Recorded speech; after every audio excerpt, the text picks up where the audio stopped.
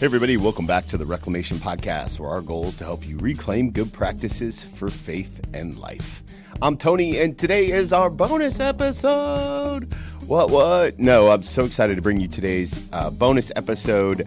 I have the best podcast producer in the business, Caleb Stanton, and Caleb and I have come together today to put together this incredible bonus episode full of some of our favorite clips on how people answer the last question, the advice question that I always ask.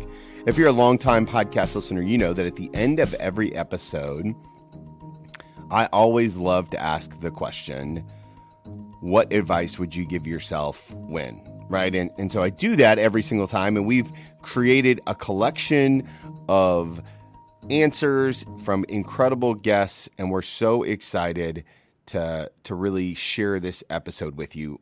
As always, please do me a favor, hit that subscribe button. If you really enjoyed this episode, share it with a friend. Let people know about what God is doing through this platform and through this community. Thank you guys so much for this journey to 100, and I cannot wait to see what and who God brings for the next 100. So without any further ado, here's our special bonus episode. Kicking us off, number 50, Rosie McKinney, Fight for Love. I loved this interview with Rosie. She has such a fresh take on how we fight for love, what that looks like, how to deal with things. Not only that, she's British, and what is a bonus episode if you don't have a British voice on the episode? Here's Rosie. Well, so the last question I always love to ask people is, if you could go back and give yourself one piece of advice, and now specifically, I want to take you to day 8. Right? If you could go back there and you could talk to that Rosie right then, what's the one piece of advice that you would give yourself? Find support earlier or try harder. I mean, I did try, but I would have just told myself that finding support will change everything. So, I started groups. I was the one doing it, but I could have been more tenacious and got there quicker. Okay, for 65, I had to go to a dear friend of mine, Sam Collier. Sam was on the podcast to talk about his book, A Greater Story. And then since coming on the podcast, it was announced that he would be the lead pastor of Hillsong Atlanta. I'm so excited for Sam and what God is doing through him. Here's Sam's response to our final question. What advice would you give yourself? I do have one question left. It's the last question we always love to ask people. It's an advice question. To go back in time and give yourself one piece of advice, but I get to pick the time. So, and I know your story pretty well. And so I want to take you to when you first started playing that keyboard, that Triton keyboard in your dad's 20-person church. If you could go back there and talk to that young man, what's the one piece of advice you would give yourself? I would say, wow. You got me on that one. I would probably say to that young man, greater is coming. It may not look like what you think it's going to look like, but you don't have to wait to grab a hold of it. You can get it right now. 67, a dear friend and fellow Bengals fan, Adam Weber. He wrote his book, Love Has a Name, and I love Adam's heart. You can hear it in his answer. You can hear the way he connects with people in such a deep, personal way. Okay, last question we always love to ask people. It's an advice question. If you could go back in time and give yourself one piece of advice, and in this particular case, I want to take you back to when you first planted the church that you're at now, Embrace. What's the one piece of advice that you would give that Adam so many years later? I would say enjoy the journey and enjoy every single day. Up until the last 2 years, I've not been good to enjoy and to celebrate really the journey. I'm so driven and it's kind of what's next and never really taken the time to say like, this is awesome. And so I think just enjoy the ride and just enjoy it. Like you don't have to, it's so cool to be a part of a movement of God but just enjoy every part of it. And even enjoy, I think, these little things, these little random things. I wish I would have started doing them when I first became a pastor, because it's now become the highlight of my life. Yeah. I mean, literally, I'm constantly looking for random adventures just to follow, and just to that random cookie thing on my corner. I want to do more of that in my end of my life. I just want to just do a whole bunch of that, because those are the things that God moves in wonderful ways. As your church continues to grow, never step away from those small things where it's just you as a person, not the pastor of a large church. It's just you and your daughter maybe being following Jesus and loving like Jesus. Those are the things that are so sweet. So enjoy the ride, enjoy the journey. Okay, now we're going to jump a little bit to episode number 75. Dr. Michelle Watson Canfield, the Dad Whisperer. She and I had such a good time talking about what to do for daughters, how to connect. It wasn't just good for dads, it was good for everyone. And I loved her answer to the final question. The last question I always love to ask people is an advice question. And this time I'm going to ask you to give yourself some advice. Okay. Right. So I want to take you back to the beginning of the ABBA project, right before you get started on this ministry that's going to change your life forever. And God is downloading these scripts to you. If you could go back and talk to that younger version of yourself, what's the one thing that you would tell yourself as you get ready to embark on this new journey? You're just springing that on me. Well, yeah. I mean, that's what makes it so good. Right. Because I'm the same way. I mean, you never know what's going to come, because there's so many different ways to answer that. You know, this is what I thought of immediately when you said it, but it's really a lot like what I'm picturing is like Peter, where Jesus just said, you know, when he stepped out of the boat, Jesus just said, keep your eyes on me, then you won't drown. And I look back at the last decade.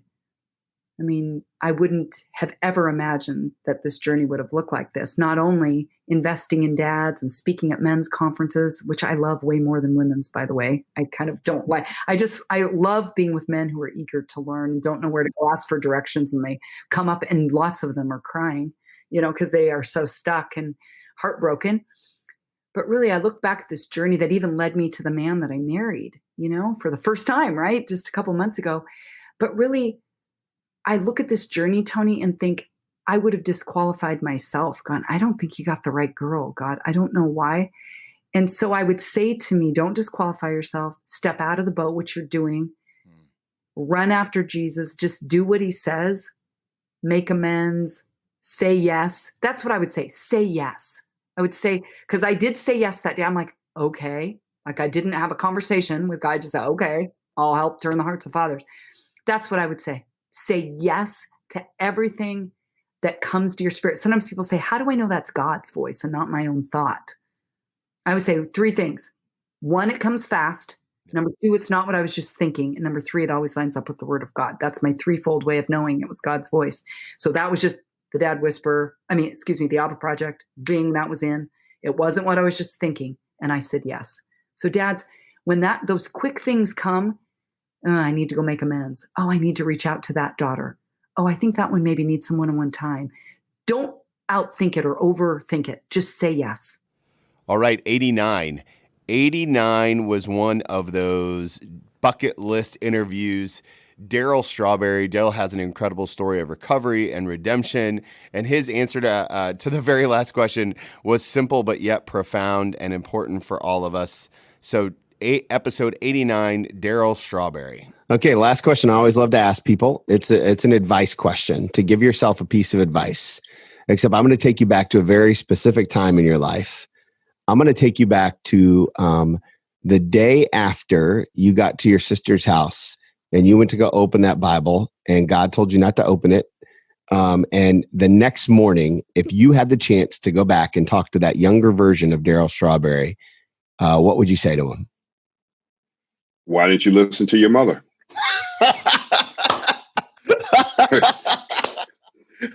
My wife heard that and she just went, yes.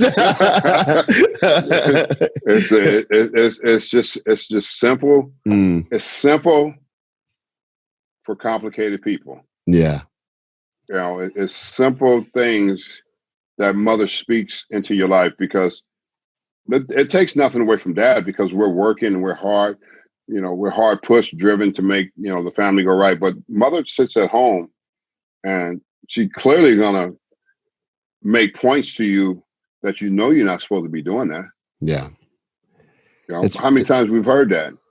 Proverbs 31, man. Her value is worth far more than rubies. It's far more. More. You know, when you think about it, it's a mother's love for a kid. You know, and I think a lot of times we underestimate that, but what I realized is she carried me for 9 months. Yeah. You know, and I think we don't understand that attachment that they have is far greater than we can ever imagine. It doesn't, like I said, it doesn't take anything away from dads. I want dads to understand this. It doesn't take anything away from them, because we have a different role to play. We have to become the head, not the knucklehead. So, you know, we can't get in, you know, if we're the knucklehead, we can't get into the head part of it. Right. Know? So there's the mother there that's nurturing us as even when you're heathen life. Yeah. Mother's still telling you, you know, you're not supposed to live like that. But she's like, my mother told me that. And she says, but I could tell you one thing. When she was dying, she said, I could tell you one thing. She said, God's going to get it out of you.